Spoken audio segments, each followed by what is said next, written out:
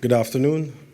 Acting Prime Minister and Minister for Justice, Immigration and National Security, Honorable Reuben Blackmore, Master of Ceremony Ambassador and Secretary of the Cabinet, Mr. Steve Farrell, Minister of Planning, Economic Development and Investment, Honorable John Colin McIntyre, I almost called myself, sorry, fellow members of Cabinet, Coordinator of Diaspora Affairs, Ms. Athenia Best Benjamin, Permanent Secretaries, representatives of the Small Business Unit, Invest Dominica Authority, Discover Dominica Authority, National Development Foundation, the Social Security, Dexia, Aid Bank, the Head of Immigration Department, Police Security personnel, all visiting overseas nationals, including the executives of various diaspora groups and organizations, media, friends, both here and abroad.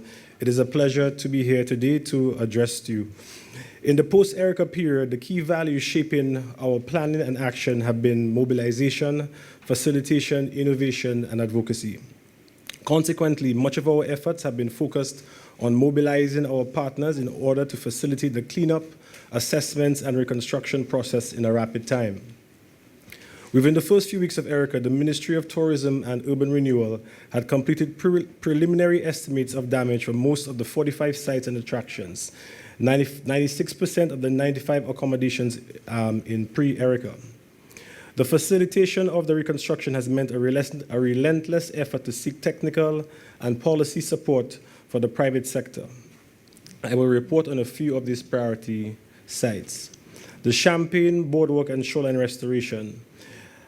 This was constructed 8 years ago with funding from the European Union through the Ministry of Tourism. This facility was constructed mainly to facilitate access to Champagne Reef, which was a natural tourist attraction. Thousands of visitors, both local and foreign, patronize this phenomenon annually. This is where you can actually feel like you're swimming in a bottle of champagne. Following the destruction caused by the facility from Tropical Storm Erika on August 27th, the ministry embarked on cleaning fallen trees and landslides, which had destroyed 2 sections of the impeding access to the reef. And also you had a significant amount of mud flowing into the reef area. So obviously it was very important for us to clear and address these issues. The prison, through the assistance of several inmates provided by 2 officers, assisted greatly in clearing the landslides, inclusive of clearing fallen trees, and they also burnt much of the debris. So we made sure we burnt the degradable material, and those that were not degradable, we took them out. The proprietor of the adjacent dive shop, Clem Johnson, also assisted with the provision of food to the persons who were helping us. With regard to the Middleham Falls, repairs have been carried out, and the washrooms were inundated with water and debris, so a lot of work has been done to repair those affected areas. T2 Gorge is one of our great sites where parts of Pirates of the Caribbean was filmed. We had to ensure that all the access, there were a couple landslides which prevented persons from going there, so we had to make sure that was cleared very importantly. The Trafalgar Falls, which has been enhanced by nature since the passage of Tropical Storm Erika. So sometimes not everything is negative. The storm was able to clean out the area and reopen the area where we had the hot water. So now, with a proper guide, you can actually go to that area and enjoy the hot water. Certain areas of the path were undermined, but we ensured that work was done to address these issues because, as you know, the tourism season was soon to be opened, and we had to ensure that the sites were usable for both our locals and our visitors. The 2 remaining values of innovation and advocacy are most prominent in our efforts through the Discover Dominica Authority and the Urban Renewal Unit, and our plans of action for the next 6 months. For the Ministry of Tourism and Urban Renewal, we cannot do the same as we did for pre-ERICA. ERICA is the new frontier in our development. Consequently, we no longer think outside the box for sustainable solutions, for there is no box for us. Generally, in the post-ERICA period, the Discover Dominica Authority had been active in 3 main fronts: keeping access to Dominica open and secure, a campaign to reassure our partners here and abroad that Dominica is open for business and advocacy to facilitate the restoration of the environment to a thriving tourism sector. Consequently, we have worked assiduously to establish a reliable ferry service to and from Dominica and regional destinations in order to facilitate travel to and from Dominica, also including receiving waiver entry requirements from the French government. We have launched a campaign with Liat offering a US $100 off for travel trade and hoteliers to come visit Dominica until December 2015. The Discover Dominica Authority has hosted international press to cover the island so that the international community would know that although certain sections of the island had been damaged by the storm, we are open for business. The press have come from the USA, UK, Canada, and have commissioned articles in the Toronto Star, the US, with 1 week of coverage on Uncommon Caribbean, in Guadeloupe and Martinique, with numerous articles on the French Antilles newspaper, on RCI and RFO TV. So it was very important that a lot of the images that persons had seen, Dominica got a lot of advocacy. We got a lot of visibility. But obviously, we saw ourselves on CNN, on Fox News, and all the other major networks. But unfortunately, the images that people saw was a negative or the destruction. So part of our role was to ensure that individuals, people can see that Dominica has moved from strength to strength. It's not exactly where we'd like it to be, but we have gone quite far.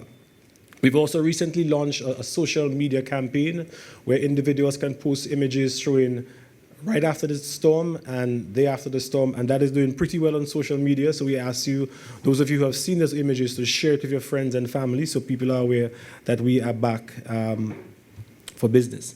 The Discover Dominica Authority has also actively worked on implementing policy mechanisms that will facilitate the rehabilitation of the sector.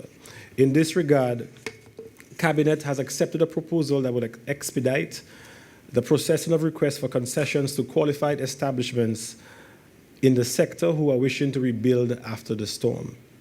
And that is very important for getting those who have been impacted back on their feet as quickly as possible.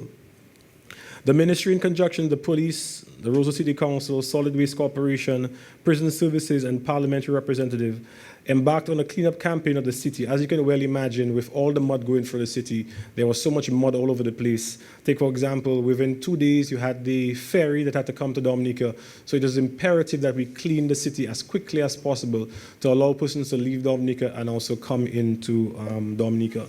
So with the help of many, that was done to bring Dominica and to bring Roseau back to a state of normalcy. Again, we used the city council and prisoners who were primarily responsible for ensuring that the gutters were clean. As you can well imagine, the amount of mud that was in there, you had to maybe clean those gutters 3 or 4 times before it was back to normal. Even the Roseau market was filled with mud, and that we had to ensure that we cleaned. The ministry paid particular attention to the clean and beautification of the Dame Eugenia Charles Boulevard, considering that this was one of the main areas for entry and exit into Dominica, because our ports were not affected. Therefore, that was one of the main areas we were able to use to get persons in and out of Dominica.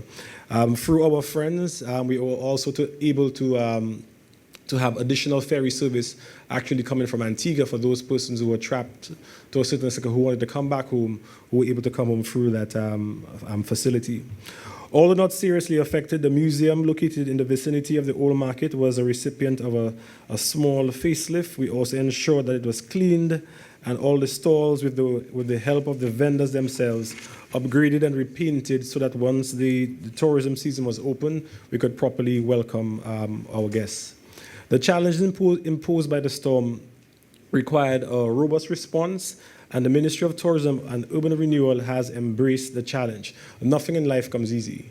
As much as we felt that it was going to be smooth sailing, in life there's always going to be bumps, and I think that's one of the things that makes life not as boring. Just imagine if everything was perfectly fine. I think we'd all be bored at some point in time. So we are willing, and we are ready, and we are able to deal with the challenges ahead. So in terms of our marketing, cognizant of the ministry's role in the reconstruction effort, the Discover Dominica Authority has reviewed its marketing strategy in order to reposition Dominica to attract more visitors to its shores. A key technique in this strategy will be the mobilization of our networks in the region and beyond in a dedicated effort to attract more stay over, and also cruise visitors, and also our yachting visitors. We are sandwiched by the two French islands, and you have a lot of persons coming to those islands who have over 5,000 yachts that go north and south. So the idea is to be very strategic in terms of how we market and push our country forward. Additionally, we have begun a campaign to organize and develop the yachting sector, which I just mentioned a while ago.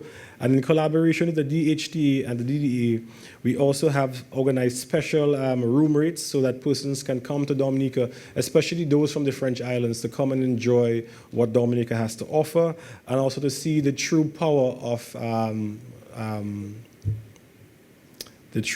Mother Nature.